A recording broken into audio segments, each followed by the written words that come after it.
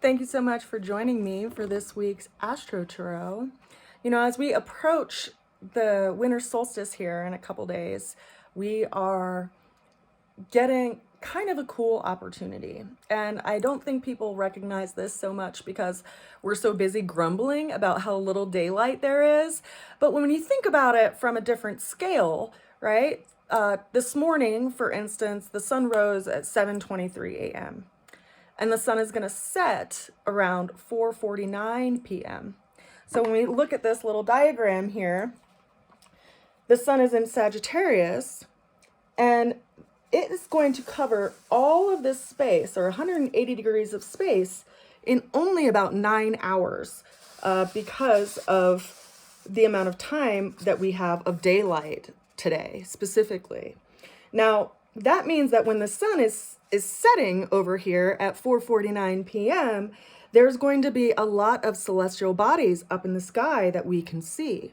You might be able to catch a glimpse of Mercury right at dusk, just barely, and I think Venus is a little close to the sun for us to catch it. But what you will see is you'll see Jupiter up here in Pisces that'll be right around the zenith of the sky, a really, really bright planet. And then you'll also see right after sunsets, or just barely after sunsets, you'll see Mars in Gemini rising in the eastern sky. So depending on where you are, you'll be able to see this. Of course, it depends on if there is clouds where you are, or a snowstorm or rain or something, or additionally if you have a lot of light pollution. However, I was in the area just outside of Denver this last week, and I was able to spot Mars, and I was able to spot Jupiter. So I do believe you will likely be able to see at least these two planets if you look up to the sky tonight around sunset and just after sunset.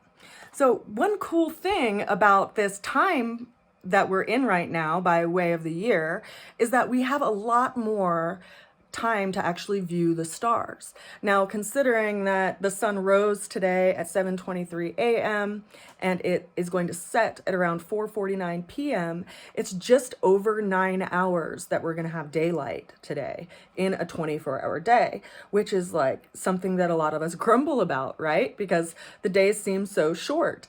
And yet, on the flip side of that, quite literally, we have around 15 hours of evening sky that we can view. So you can see a lot more of the celestial bodies right now in the winter than you can in the summer, when we literally have the flip of the situation where we would have, you know, approaching the summer solstice, we would have nearly 15 hours of daylight and only 9 hours of nighttime.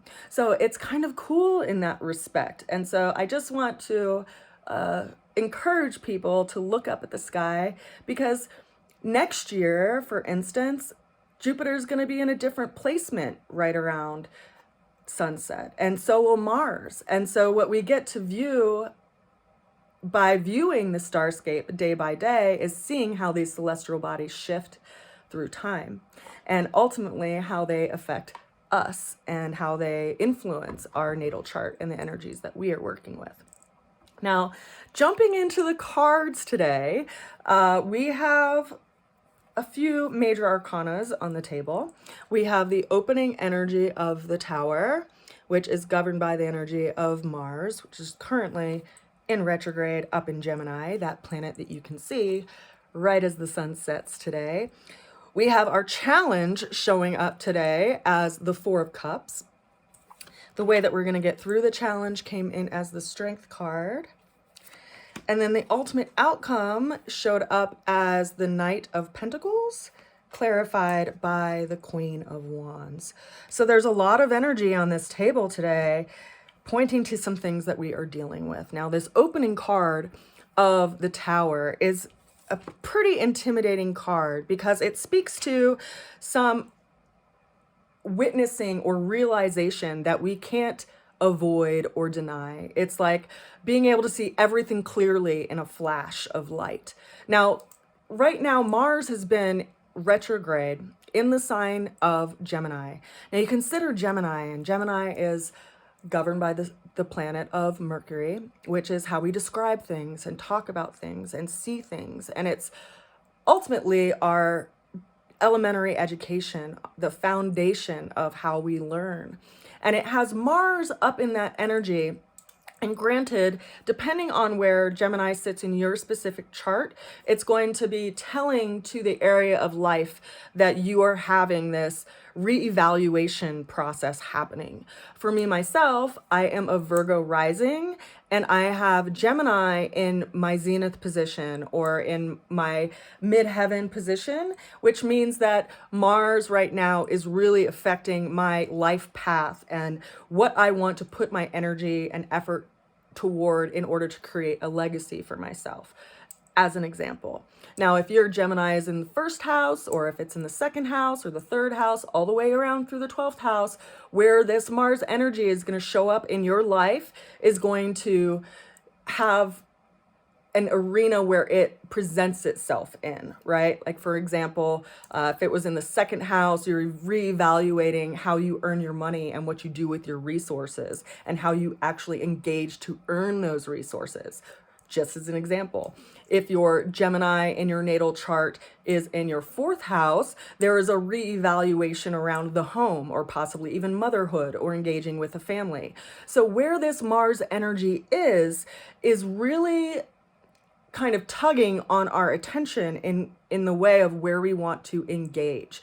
Now, you consider the planet of Mars, and it is that warrior energy. It's the one who goes into the battlefield and has a strategy to move things into a certain placement, right? It's that part of us, that fiery part of us that gets engaged and is willing to go in. It's been in this retrograde energy. So there's been this reevaluation around how we engage, possibly even some observance around where we've engaged that haven't actually bared us fruit. And so there is this almost like evaluation for coming up with a new strategy wherever Gemini is placed in your natal chart. Now, this is showing up a lot for us today and in this time as well, because consider that when the night starts, right, literally when the sun sets at 4:49 p.m., Mars is on the horizon. So this is something that we are working with in a very introspective way, being that it is seen in the night sky. Now, the challenge that we have that is showing up for today is the Four of Cups. So there is a contemplation that we are sitting in and an evaluation around some kind of emotional matter.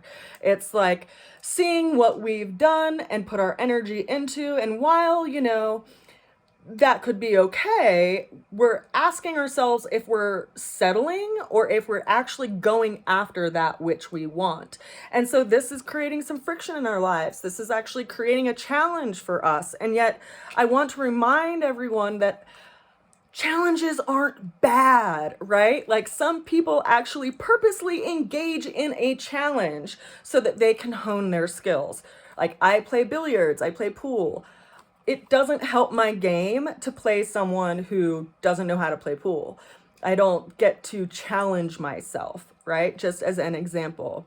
Much like, someone who's an athlete wants to challenge themselves by competing against someone who, forces them to engage in a new way and hone their skills. So we're in this space where we're really trying to figure out if we are emotionally present in that which we want to create in our lives.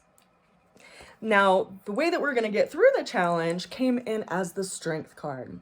This is an interesting energy because it asks us if we do have a will when it comes to actualizing that which we want to bring into the world, and what that will is, and how we have these aspects to our own person that can actually pull us away from that which we truly desire.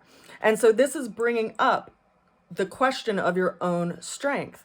And consider, right, that the Strength card is governed by the sun and the sign of Leo. It's all heart oriented. And so I ask you to check in with yourself, check in with this body, this this temple that you're in, and how does your heart respond to this idea that you're putting on the table, right? If you have these 3 cups, but the 3 cups in your life are a situation that you feel like your shoulders are curling around and you're kind of shut down and not engaged, well, then that most likely isn't going to be the best place for you to thrive. Yet if you have this cup coming in seemingly out of nowhere that makes you feel engaged in the heart, then I actually encourage you to follow that, because this is a very strong compass that we have inside of our bodies that will give us a lot of information if we are willing to listen to it and pay attention to it. Now, the ultimate outcome that we have for today came in as the Knight of Pentacles, clarified with the Queen of Wands. This is an Aries energy. You know, right now, one thing that I didn't mention is that we have Chiron in Aries, and Chiron is the wounded healer. And also consider that Jupiter is at 29 degrees of Pisces, which means that it's about to go into Aries. And so there is this energy that's kind of brewing also in the area of Aries in your natal chart. So that's something to keep in mind. And how can you, embrace the energy of Jupiter to actualize and use its energy to manifest what you want to bring into the world and what you need to work with? Because Jupiter is ultimately a planet of help. It's considered, the sun behind the sun, or the Santa Claus of the zodiac. It brings a light to things. And right now, when the sun goes down, it's at zenith position in the sky. It'll be, in the wheel at a 12 o'clock position right after the sun goes down today. Now, these energies of these 2 cards that came in as our final cards have kind of an opposite energy to them, because we have the Knight of Pentacles, which is a very slow moving knight. He moves purposefully. He moves each step with intention, and he's doing things out of practical need, not like out of a luxurious thing. He's taking his time, right? You consider the earth as an element is a very slow moving element. It's not as fast as the wind. It doesn't move like water. It doesn't move like fire. It's slower moving. And we also see that the horse in this image has all of his feet on the ground. And so it's pointing our attention to look at, what does it take to ground that idea that your heart feels called to? What are the steps that you need to take? And don't get, so far ahead of yourself where you're like, way out into the future. Look at what is coming up first and foremost that you need to take care of by way of practical effort. Now, the Queen of Wands is an interesting energy to follow this up with, because it is that Aries energy. And not only is it Aries energy, but it's pointing our attention to this development of ourself, and from like the little kid self to the adult experienced self.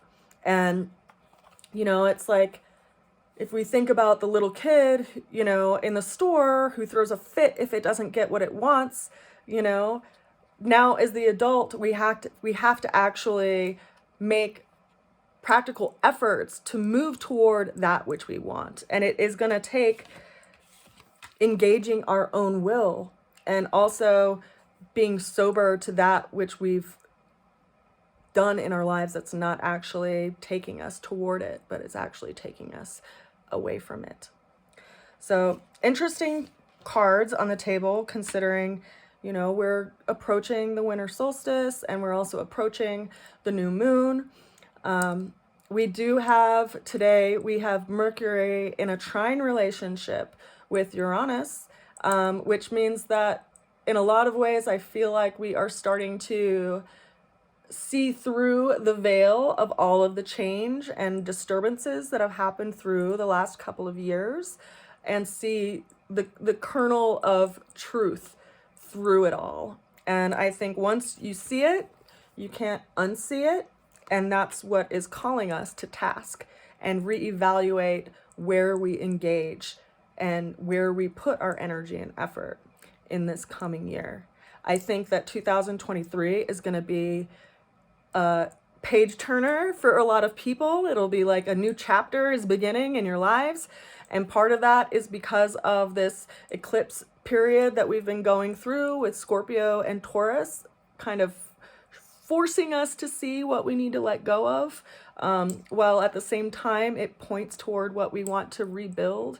So it is going to be a powerful year for a lot of us. And I just wanted to take a moment to send you all a good wish and to remind you that this new moon that we're coming up to in Capricorn is a very strong, energetic time to, kind of map out what you want to do for the coming year and where you want to place your energies and what you want to experience. More so anyway than January 1st. So I encourage you to do that. And,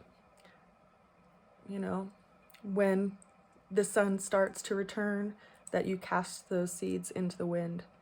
Because there's a lot of help and a lot of possibility out there in this big old universe that we don't see when we're in the dark.